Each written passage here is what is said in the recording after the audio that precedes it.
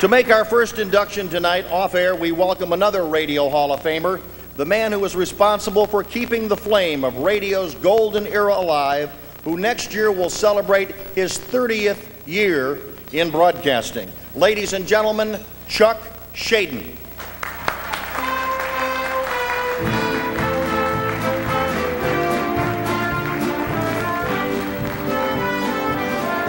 Thank you very much. This is a privilege. Gale Gordon was one of the most highly regarded actors in the golden age of radio. Born in New York City in 1906, he began his radio career as a dramatic actor on such programs as Flash Gordon, Gangbusters, Death Valley Days, Big Town, Mr. District Attorney, and scores of other dramas. But he had a flair for performing comedy, and he took his work seriously. For 15 years, he was Mayor Latrivia of Wistful Vista in the classic Fibber McGee and Molly series, on which he was famous for getting tongue-tied and inevitably blowing his top. Indeed, Gale Gordon was one of the most famous top blowers on radio. With Lucille Ball and My Favorite Husband, he played a short-tempered bank president. And on Eve Arden's popular Our Miss Brooks, he was the ever-frustrated Osgood Conklin, principal of Madison High School. With Phil Harris and Alice Faye, he was their long-suffering sponsor, Mr. Scott, of the Rexall Company. And on the Burns and Allen Show, he was a wealthy Texan. He was one of the foremost supporting comic actors on radio. Then he easily moved to television, where he continued his Osgood Conklin role on the video version of Our Miss Brooks, appeared in dozens of other series, and found a home opposite his former radio co-star Lucille Ball in many of her TV outings. Gale Gordon died in 1995 at the age of 89 and left a legacy of hundreds of Hall of Fame-worthy performances. Miss Brooks, what are you people doing here? Trying to help make both ends meet, Mr. Conklin. What both ends? Your both ends. When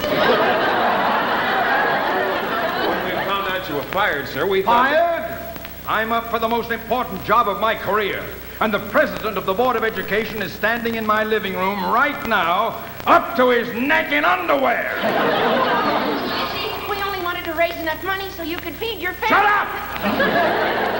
Miss Brooks, while I'm composing myself, I want you to go into that living room and tell Mr. Stone you're completely to blame for this outrage. Me? But how can I? I don't care how. Just do it. Because if I don't get this promotion, you'll never get me out of your hair. Now, Mark! Yes, sir.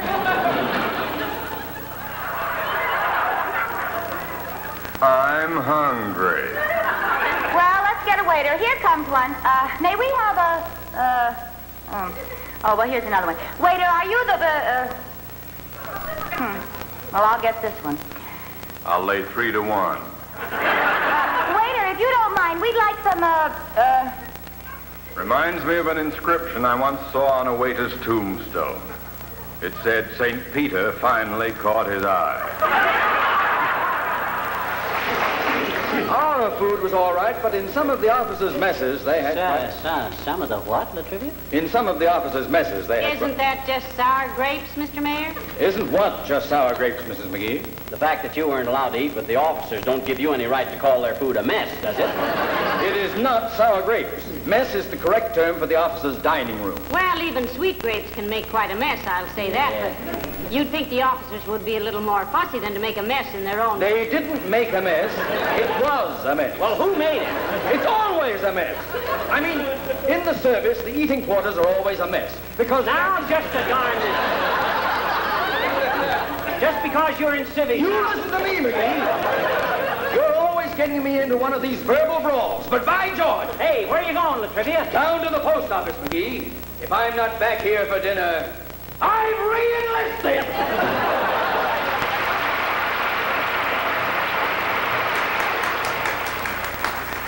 The Radio Hall of Fame is proud to induct Gale Gordon, and I accept this on his behalf. Thank you.